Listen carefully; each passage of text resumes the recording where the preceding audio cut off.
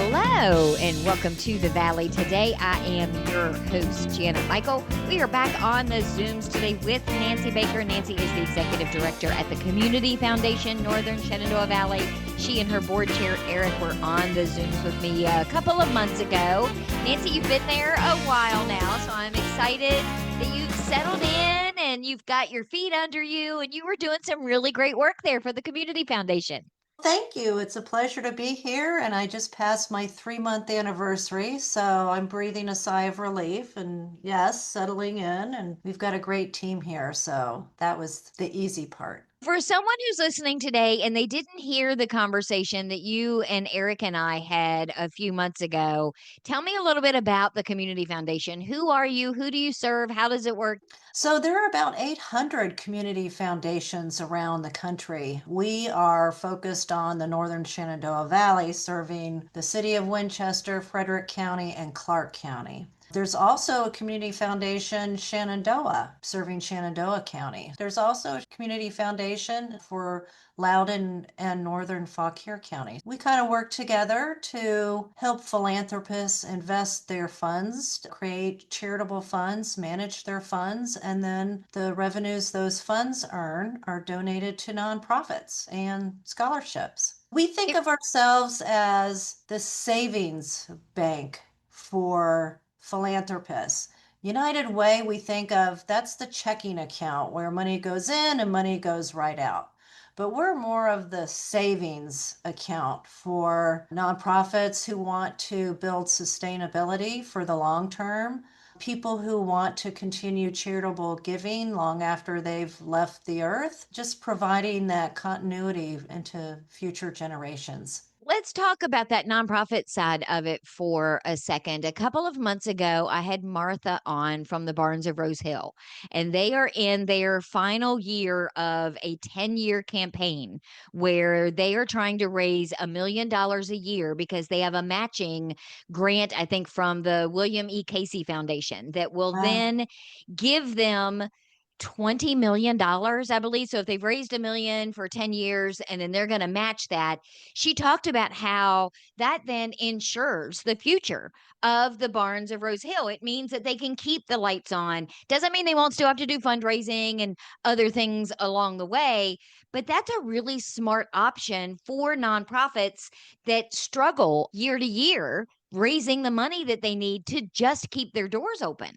Exactly, because most grants do not cover your operations and your admin expenses. So, what we try to do with nonprofits is help them set up funds that eventually will earn enough revenue to pay for their operations so that they can focus their grant writing on programs. And if you have a fund with us, say an agency fund, it's a fund that the nonprofit owns. They get to decide how they spend that money.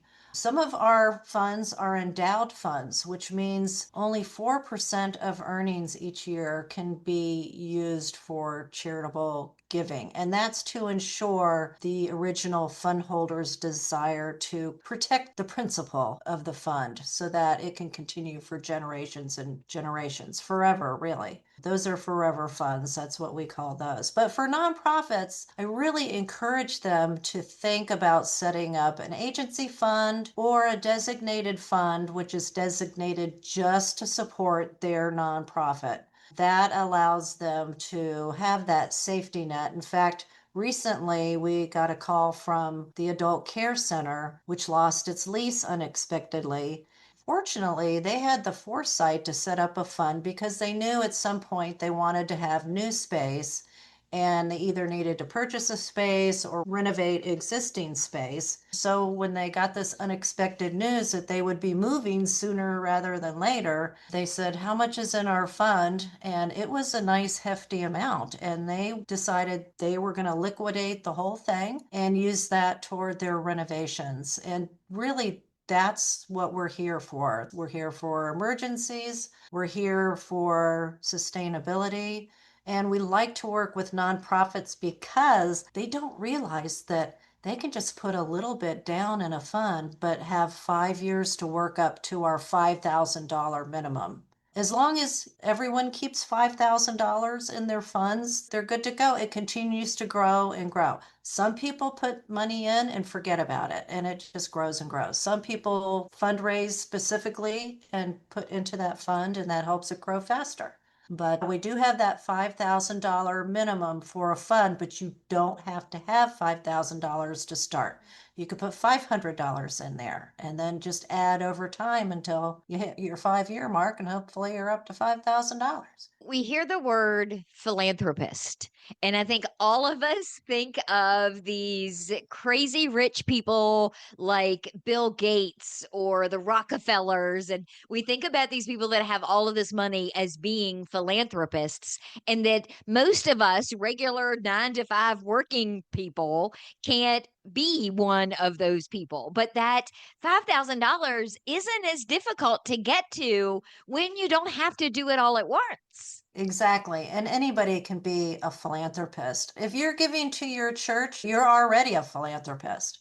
But if you want to set up a fund that will continue to give long after you're gone, we have a lot of family funds. They're on the smaller side, but they still give scholarships and it all adds up. I think it's really exciting. We have so many stories of people who were just ordinary working people. There was one gentleman who was just a working man, but he saved and he invested really wisely. And then toward the end of his life, he decided that he wanted to have a fund and he gave so much to local charities. It was amazing. And he was just an ordinary guy. We have one mom who started a fund in memory of her son who died unexpectedly, and they don't know why he passed, but to remember him, she wants to carry on his name, and she started a fund. And so there are just a lot of reasons to start a fund. You might want to honor someone or memorialize someone, or you just want to do something good with your family. Eric, who's our board chair, started a family fund to show and teach his 2 young children, here's how you give back to the community. And it's not that difficult. It's just one way to do it. And it's a secure way because our funds are managed very carefully. Mason Investment Services is a local financial advisor and management service. They focus on community foundation and charitable foundations. So they know what they're doing. They're not going to be investing in any kind of crazy stocks on the stock market. And they also review all of the portfolios every 10 days. So they make Oh, sure that they're performing well. So typically our funds generate over 7% in earnings per year versus say 3 or 4% with the money market. the other So, thing that comes with your average person creating a fund is they may create it for a specific reason, like that mom that you mhm, mentioned. But then it gets really complicated when it's time to start giving that money out. Do you do applications? And how do you know if the mhm. person that's asking for the money is the person they say they are and they're going to do what they say they're supposed to do with the money? You also help with that entire process, which makes it a whole lot easier for the person who has spent a lot of their hard-earned money putting this fund together. And I would say probably a good portion of our funds, they don't want to go through that process. So they pool their money into our grant fund, and we do one grant cycle per year. It's in the spring. This year we had a 40% increase in the grant applications. So our grant selection committee spends about 2 months reviewing all of the applicants. And while they're reading all the applications and scoring the applications, they're also vetting each applicant to make sure that they are a 501c3 certified organization and that they have filed their 990 forms with the IRS. So they are vetted, they are who they say they are, and they are safe investments for our philanthropists and fund holders. So that is our public process, and we'll be awarding 47 grant awards. So we're very excited about that. But some of our funds like to distribute their own scholarships and give to their own favorite charities. They don't need us to select them for them. And so they take care of that on their own. We process the checks out. But all told, with the public awards that we're giving and the scholarships so far in 2025, we have distributed over $1.7 million back into the Wow. community. I know. People think That is crazy. it's just our public grants, but no, there's so much more going on behind the scenes that people don't know about. Let's take a break. When we come back, we're recording on Monday afternoon. I joked with you before we started recording that you're my lifesaver today because we were at a committee wrap up meeting for our community connect and serve for lunch. And I said, I need a guest for Wednesday. And you said, I can do it this afternoon. So we're recording on Monday the 6th. People are listening on Wednesday the 8th. And today, as they're listening on the River 95.3, is your philanthropy day. So can we talk about that in the next segment? Absolutely. We are on the Zooms today with Nancy Baker. She is the executive director for the Community Foundation Northern Shenandoah Valley. We're going to come back and learn about Philanthropy Day in just a couple of minutes. This Saturday, Henry Mueller will change the world. He has no idea that's what he's going to do. He only knows that he went to justserve.org and signed up to spend time at a senior center Saturday morning. As he browsed through service opportunities in his own community, he remembered the words of Paul to the Galatians, "By love serve one another." Little does Henry know that Saturday morning he'll end up speaking to one senior in particular who hasn't seen his family in several weeks and is feeling especially lonely. Henry doesn't know the short time he'll spend with this man will lift his spirits, cheer his heart, and make his life just a little better. Through love and service this Saturday, Henry Mueller will change the world. See the difference you can make. Sign up for service opportunities in your community. Visit justserve.org.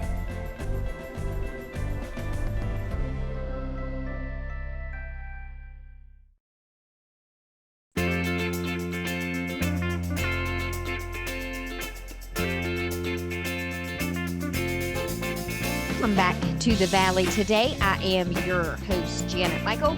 We are on the Zooms today with Nancy Baker. Nancy is the executive director at the Community Foundation, Northern Shenandoah Valley. We talked with her and her board chair, Eric, a few months ago. But today, as people are listening on the radio, is Philanthropy Day for the Community Foundation. We're recording it a couple of days ahead of time. So Nancy and I are trying to keep our time machine brains in order as we talk about this. But Nancy, what is Philanthropy Day? Well, frankly, it's the most wonderful day of the year for a lot of nonprofits around here. It is the day where we award from the applicants who applied in the spring. Today is the day where we award those grants. We recognize and celebrate the fantastic work of these nonprofits in our community. And we also thank and recognize all of those wonderful, generous people who make those grants possible. We all get together in the same room, we share lunch, we talk about the different projects that these grants will be funding, and it's just a fantastic day of celebration. These nonprofits have gone through that application process that you talked about earlier. They are Yes. looking for funding, maybe to keep a program going or to start a new program or any number of things. We've got a very diverse group of nonprofits in our area. We do, and their projects run the whole gamut. Some for human services, some for arts and entertainment, some for sports and athletics, some for youth, some for children. And it's just really inspiring to be in that room and hear all the stories about the impact that they're having in the community. And speaking as someone who has been in the nonprofit world for a long time, and especially on the development side, applying for grants and asking people for money.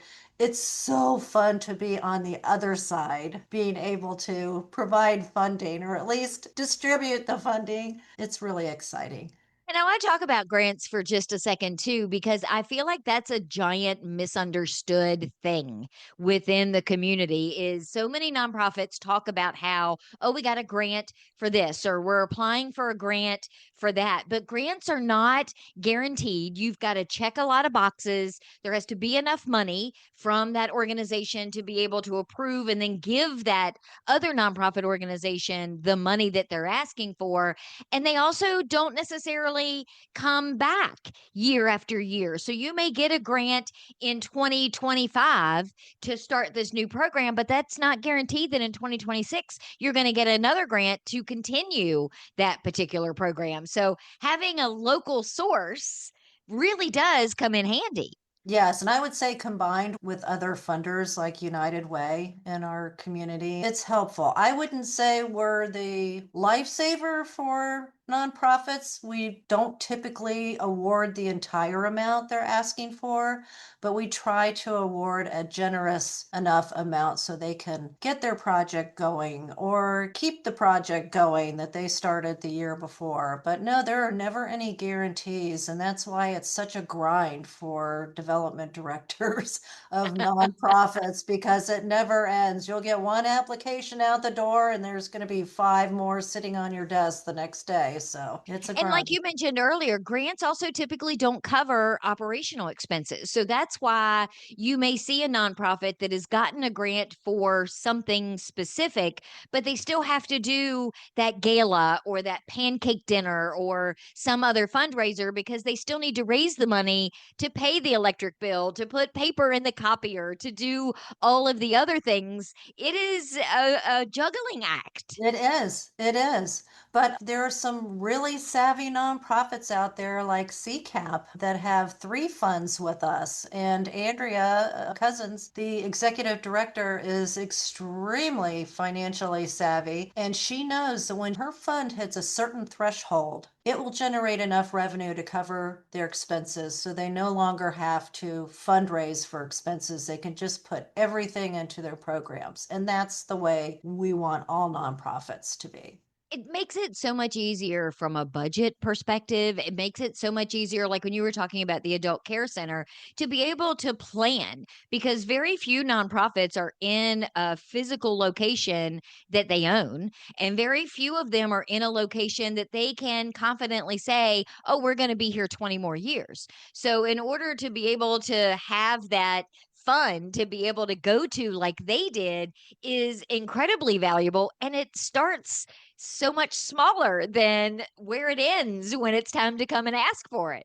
It does. And I'm on a campaign now to talk with every nonprofit in the NSV to explain the process and how maybe you do two fundraisers a year and just devote one fundraiser to putting money into your fund to grow your fund. And then the other fundraiser can be for programs.